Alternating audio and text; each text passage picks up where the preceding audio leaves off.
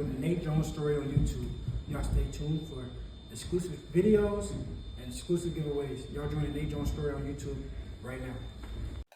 Only true dogs fucking me and Big Nate. Wow. Shoot him in the greens, toss his body in that big lake. Let the fight go. Good hook. Good combination. Now, see, this is the thing about this bout, is that you see what Devin was doing? He was doing a lot of movement. Some of it I felt was a little too early, but look at that. See? Whenever Ramirez is in position, he turned. But I felt he was using the ring a little too much turning, that he could stay in the pocket with Ramirez and give it to him. But this, you got to understand something about Devin Haney. He just came off of 3 knockdowns. You know, like, mentally, he's got to get that in his head, get that out of his head. You know, and basically get comfortable in the ring. You know, and he did too much, I felt, unnecessary moving that he didn't have to do. I felt Devin Haney schooled him without doing too much, but I felt like he didn't have to move around as much as he did. He could have stayed right there and went and did some work, but I think he just wanted to move and stay, you know, hit the angles and just make Ramirez chase him. And while he's just painting him, you know, Ramirez had a good round or two. Like, I felt like one of the rounds was closer, and when he decided to step it up, like round 9 or something, he decided, or round 10, I believe it was, Ramirez decided, I'm going to step it up and bring the pressure more.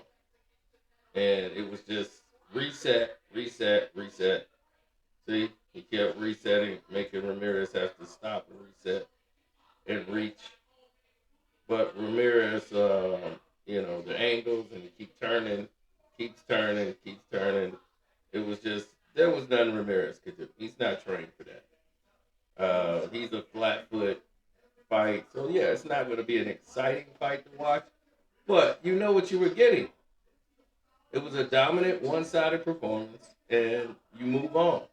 Styles make fights. And that wasn't a style that was, you know, they were going to win.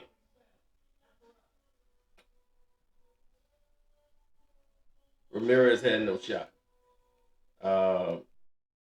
Now, moving forward, what would I like to see out of Devin? I would like to see Devin sit down more in the pocket and relax. He can relax more, and it's going to make for a better fight. And, you know, he's done that plenty of times before, but never after coming after being knocked down 3 times.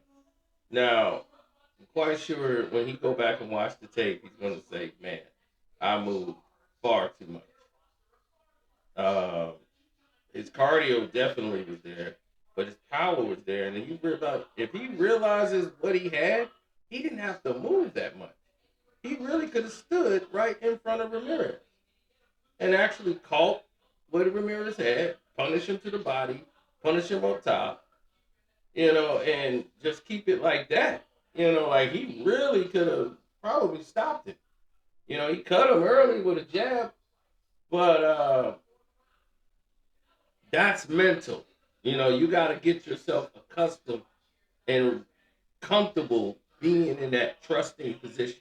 And after you've been dropped 3 times prior, it's going to be hard for you to try to trust that again until you've gotten into the ring, got the ring rust out and everything. So I expect a better performance from him in the next fight, which will really show people again, like, where he's at. Now, he didn't get touched, you know, boxing-wise. You know, that's Ramirez, just foot speed is too slow. You can't keep up. You could turn him all night, touch him and turn him, and that's what he was doing. So, on that note, you know, I'm out. Don't forget to subscribe and join the membership for Nate Jones Boxing, the Nate Jones Story, and we're out.